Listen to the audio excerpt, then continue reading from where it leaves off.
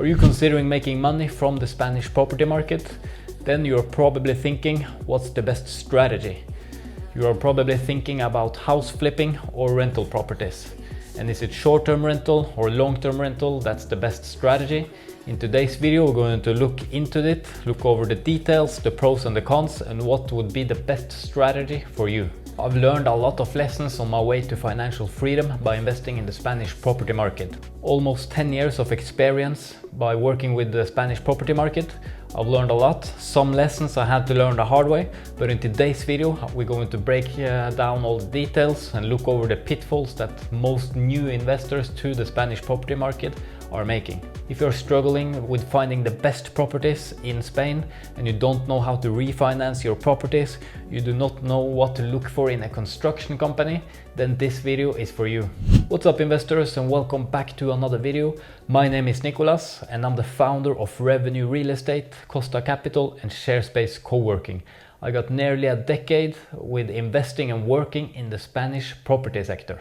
I recently got a question on my Instagram account about investing in Spanish property, and the question was specifically about what's the best strategy when investing in Spanish property. Is it house flipping or is it rental properties?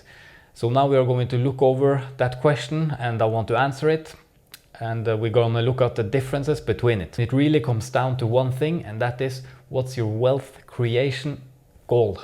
So if you're looking over your goal on creating wealth, you have to see what is your goal. Is it to make some quick capital growth, or is it long-term appreciation while getting passive income? How much capital do you have available? Question like that is important to ask yourself because you need to define your own strategy, because my investment goal might not be the same as yours, and you need to look at your own goals to see what's the best options for you. For most new people investing in properties, house flipping might be the best option. And the reason for that is because you can grow the capital and gain experience very fast. You can build a reliable team, expand your network, get to know real estate agents, the local market, and you get a lot of property under your belt in a very short period of time. And you also are growing your capital, so you can do more properties a year. Let's say you can flip 4 or 5 properties a year, or maybe 1 or 2. That's definitely doable, but it's harder to buy several rental properties a year because you need to have more capital available. When flipping properties, you need to consider that it is an active work. It's not passive income. You have to continuously find new properties, do another renovation, get it sold, get it completed, and then onto the next property. It's always steps and processes to make the most money of it. It's active work, but it's a higher reward from it. So it's a higher risk, higher reward. One of the benefits about flipping properties is that you grow your capital a lot faster. So the one thing I personally like about property flipping is that your capital is growing in a very fast pace, and the return is a lot higher than rental properties. Let's say for a good flip you can make from 20 to 50, 60% return on investment. That's a very high return. It do have some risk involved with it, so always be careful when you are investing in properties. You need to do the calculations very correctly, but the return can be very high if you know what you're doing. While with rental properties it is lower return, but it is passive income. You rent the property out and you don't have to care much about it. You can just be in the background making money for you passively while you get the long-term appreciation. And that is very commonly overlooked, the long-term appreciation, because what that means is that you hold a property, you rent it out, you make a lot of money passively. That's the passive income.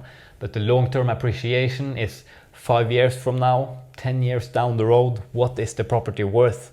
If you bought in a good area, that property has likely increased in price quite a lot, which means you can sell it and make a good profit selling it, but you don't have to. You can just keep it, and the rental prices will increase as well with the property value increasing. That is long-term appreciation. And it's also very good for building a legacy. Let's say you have 10 rental properties and you just have them there in the background making money for you, and the property are increasing in price over the years. And when You can pass all the properties over to your kids when the time comes, and they can inherit it. They can kind of take over a business, because you need to consider, if you're investing in property, it is a business. Flipping properties make it also easier to raise capital from investors. In my opinion, it's a lot easier to raise capital when you are going into a property flip, because normally investors want to make quick money as well.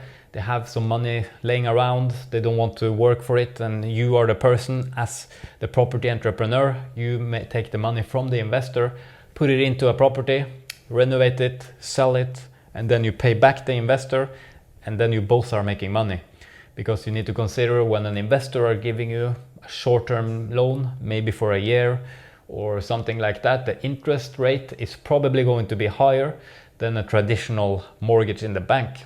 It might be 10%, something like that. But when you're flipping properties and making a good profit fast, the 10% interest rate doesn't really matter, because you are not having the property for a very long time, let's say maximum a year, maybe 6 months. So 10%, month by month in 6 months is not that much if you're making a good investment. Another way to structure the deal with an investor, this is my personal favorite when I'm flipping property with investors, is they are putting in 100% of the capital. They buy the property, putting in all the money for the property, for the renovation, for the furniture, the decoration, the whole process.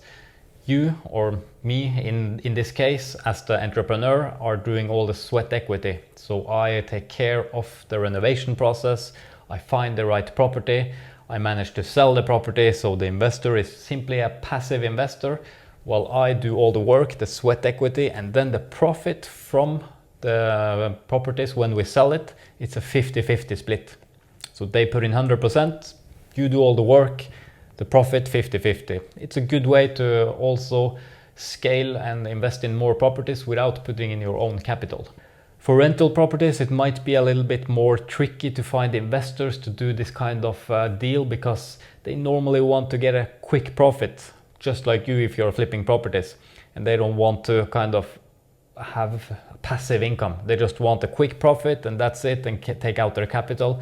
They don't want to invest in a long-term rental property with you, and you're holding the property for many years, and they see just a small return. Normally they want quick in, quick out. So when doing rental properties, traditional loan or mortgages at the bank is probably the best choice. The good thing about rental properties is that it's passive income. You just have the property in the background and get passive income month by month. The more properties you have, the more income you make, the more properties you have that appreciates in value. And also, if you're doing short-term rental, if you structure everything correctly, it can also be passive. Just keep that in mind. Short-term rental doesn't need to be a lot of work. If you have all the structure in place, you have a team organizing things, everything organized. I teach this through my personal coaching program, how to do it, how to set it up, how to do everything efficient. Then even short-term rental can be passive, and you can make 4 times as much as long-term rent by renting it out short-term. So it's no wonder so many people are renting it out short-term. Rental properties do also have a lower risk, but also a lower return. We need to consider that. With flipping properties, you make a lot of money very fast, higher risk, high return. But on property rentals, it's lower risk, lower return. You don't make 50% profit from a rental property normally. You can make 10, 20, 15, 25% yearly if you do everything correctly. Then you can make that a year. Flipping properties, you can make 50% return in 6 months. It goes a lot faster. You buy it, renovate it, sell it. Quick in, quick out. But rental, it's more like a long-term game. So how would you finance a property, a rental property?